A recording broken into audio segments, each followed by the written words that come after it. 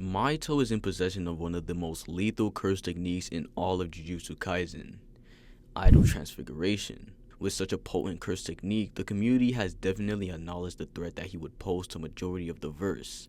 And in today's video, we'll put this threat to the test.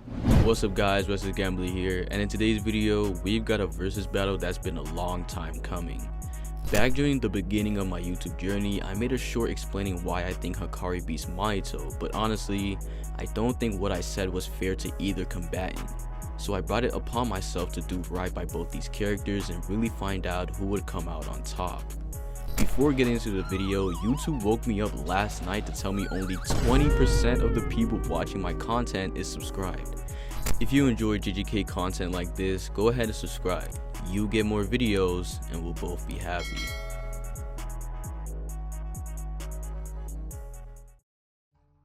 The first person we'll go over is Mahito. Mahito, as I said, is a huge threat to the JJK verse, and we were lucky he never got to reach his full potential.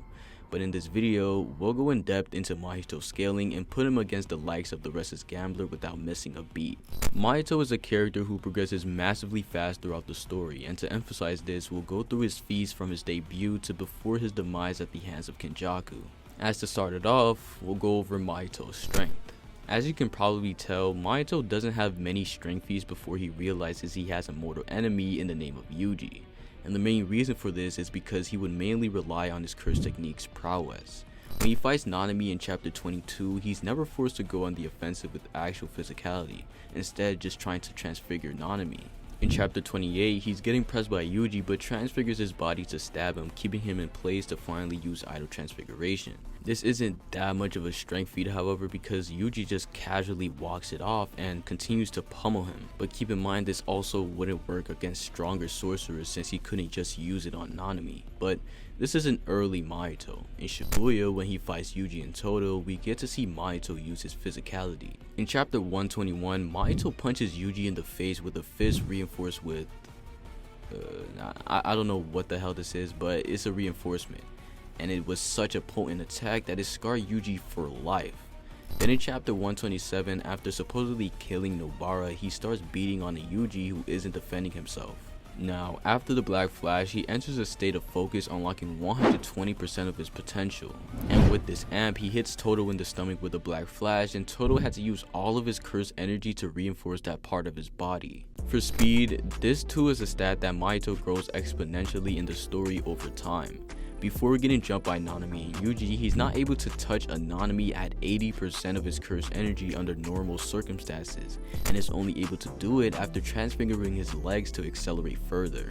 But as the story progresses, he continues to get faster. In Shibuya, we get a direct statement about his speed. When he attempts to replicate Gojo's 0.2 second domain expansion, the narrator tells us about the speeds of each character in the scene. Todo's defense against the domain was a simple domain he inherited from Yuki Tsukumo. Yuji was even faster, already running towards Mahito to exercise him before the activation of Idol Transfiguration. But the fastest was Mahito, who had already activated his curse technique. Of course, in combat, all three of these combatants are relative in speed, as Todo, who was even focused on Mahito, was still able to react to him running full speed at him, but Mahito was just a little bit faster. But with such speed, one can only question if Mahito matches said stat in another: durability and endurance. Now, this is Mahito's most contentious stat, and for good reason. With his curse technique, which I'll go over in a second, he's able to essentially revert his body back after he takes physical damage. The first example of this was in chapter 22. Nanami hits Mahito's weak spot and dismembers his arm. Mahito then goes on to revert his arm back to how it was before it got attacked, essentially using a fake version of healing. And so with this ability, we're never actually exposed to how durable a base Mahito is. He obviously got cooked when Nanami hit his weak spot, something Dagon easily took twice in a row from a stronger Nanami. He also had his arm dismembered again by Yuji's Black Flash. One thing that stands out to me, however, is in chapter 124. In the chapter prior, we're met with the realization that Mahito actually has a double on the loose, and the double ended up in front of Nobara. They start fighting and Nobara is actually able to damage Mahito with her resonance. This is a bad thing for Mahito because he's fighting her without his curse technique since he's a double, and so with that, the double runs away to the main body. They switch, and the main body touches Nobara, and as the double reacts, he gets one shot by Yuji. We are never actually told or given an implication that this double has less durability than the main body, and so with that, this really isn't a good look for him, because this means a Mahito without proper defenses up would get one shot by a Yuji tier character. For endurance, however, that is completely impossible to gauge, and the reason for that is Mahito's hacks. The first sentence of this video summarizes Mahito's hacks. Mahito has one of the most broken curse techniques in all of Jujutsu Kaisen. In his own words, "I'm not healing, instead I'm reinforcing the shape of my soul." You get it now, don't you? My curse technique can touch and reshape the soul. Mahito, while using this technique, is not only able to perform pseudo healing, but can turn you into a McMuffin if he wanted to. We see that with regular humans, he's able to turn them into his pawns for battle. He's also able to shape his body to fit his goals, like moving faster with legs of deer or using slashing attacks by changing his hands into a scythe. This technique, while being incredibly potent, isn't unbeatable, but that's something we'll mention later in the video. Nevertheless, this guy's curse technique is insane, and if you aren't careful, your dreams of being a McMuffin will come to fruition. With all that said, we've scaled Mahito and his incredible prowess in battle, and now it's time to move on to the man unlucky enough to face him. When you're scaling Hakari, it's important to note two things. 1. Hakari and base and jackpot vary tremendously in stats, and 2. Hakari, knowing this, has two different fighting styles. This is a topic I'll go more in depth with in a future video, be on the lookout for it. But with that said, we can enter Hakari's strength. Before his debut into the story, we had multiple statements about his proficiency as a sorcerer. He's one of the 3 people Gojo thinks will eventually become as strong as him, and Yuta himself claims Hakari when he's on a roll is stronger than him. The validity of this statement isn't all too important right now. The bare minimum is that Hakari and Yuta are relative in terms of fighting capability, but there is an emphasis on the fact that this is in reference to Hakari in jackpot and on a roll. In base, we get to see his capabilities 3 times, against Yuji, Charles, and Kashimo. There was a 4th time against Urame, but there isn't much to base it off of because we don't actually know what happened. In chapter 155, Hakari tests Yuji because he sees a call from Kirara. After Yuji's dumbass acts like he doesn't know who Gojo is, Hakari realizes that he's from Jujutsu Tech and starts beating the crap out of Yuji. Keep in mind that during this initial scuffle, Yuji is indeed dodging, blocking, and trying to attack back. It's only after Hakari punches him outside of the room that Yuji starts neglecting the act of guarding. Hakari himself says that he was smacking Yuji around while Yuji was actually trying to fight back. And so with that said, a base Hakari is overall stronger than Yuji. This Yuji, keep in mind, is stronger than he is in Shibuya, given that Choso compares him to a demon god after literally seeing him in his 120% potential state during the arc. The Culling games start and Hakari fights Charles, a new sorcerer, and he's mostly able to pummel him when he wants to. Charles even claims that one punch from Hakari would have killed him or at the very least put him out of the fight. And the final time we see base Hakari in action is during his fight with Kashimo, where he mostly just gets deleted multiple times over. In his off-screen fight with Urame, he comes out unscathed and his clothes still intact. There is ambiguity on whatever happened inside the domain, but what we do know is that Urame, after seeing a base Hakari, immediately resorts to named attacks. These named attacks, when fired off, are meant to destroy limbs if need be, and so Hakari at the very least would have some clothes torn off.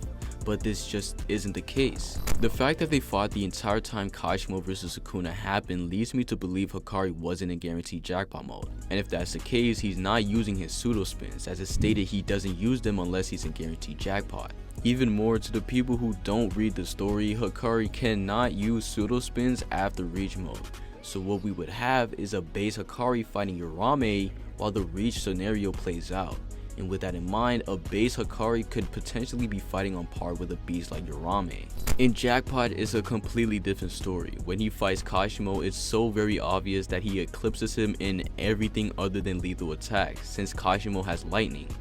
But when he wants to, he beat Kashimo to a pulp, and after their fight, Kashimo is so vulnerable that Hakari is able to kill him. For Hakari's speed, this one is kind of underrated by the community. A base Hakari is able to literally perception blitz Charles, who was literally looking right at him, and can look 1 second into the future of Hakari's movements.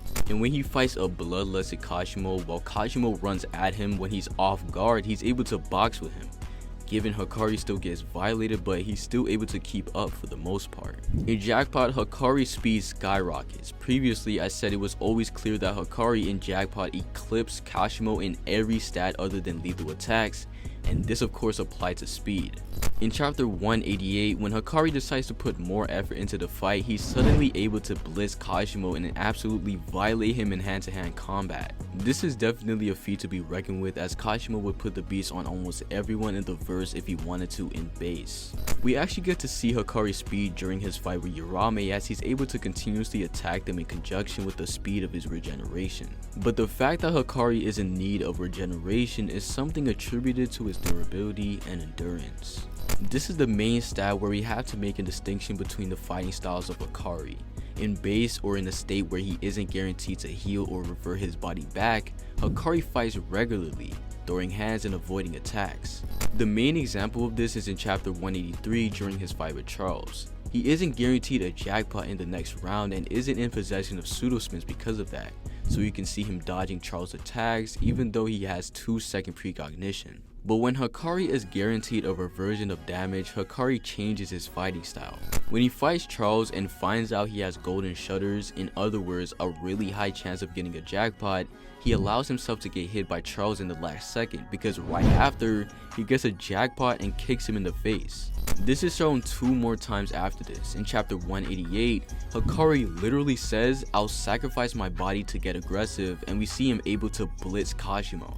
And finally, we see against Urame that Hakari capitalizes off of Urame thinking Hakari's finished after cutting his arm off, then blitzing them after letting his arm regenerate. But with all that in mind, in base, Hakari is able to tank Yuji's attacks with 0 casualties and walk out undamaged by Yuji after they had their fight inside the room. Whoa, pause. In Jackpot, Hakari allows himself to get hit, so for the most part, his durability is truly unquantifiable because we don't know exactly what he can do when he reinforces his body. And that's where Hakari's hacks come in. In base, Hakari has access to train doors, balls, and hypothetically pseudo spins since the doors are a hype indicator. But in Jackpot is where Hakari shines, as he now has access to infinite curse energy. With this in his back pocket, his body performs automatic reverse curse technique to avoid any damage caused to his body. The speed of said regeneration is so fast, Urame claims it's even faster than Gojo and Sukuna's. And so with all that set in stone, we've discussed both fighters' abilities and prowess in battle. So who would win? Well, let's find out. In this video, to make the fight simulation as compact as necessary, we would have to ask ourselves many questions. 1. Is Mahito's technique invincible, and if not, how can you counter it? 2. Does Hakari fall under any of these counters? And 3. Can Hakari just heal from idle transfiguration? Starting off with the first question, Mahito's technique indeed isn't completely invincible. We see that during his fight with Nanami, Nanami is able to resist the effects of the technique just by being strong enough to unconsciously protect his soul. There are also other resistance to the technique like domain expansion and simple domain, but these don't matter to the matchup because Hakari's domain isn't lethal and he doesn't have simple domain. The overall point is that if you're strong enough, you have a certain resistance to the technique, but there is another qualification that comes up to interpretation.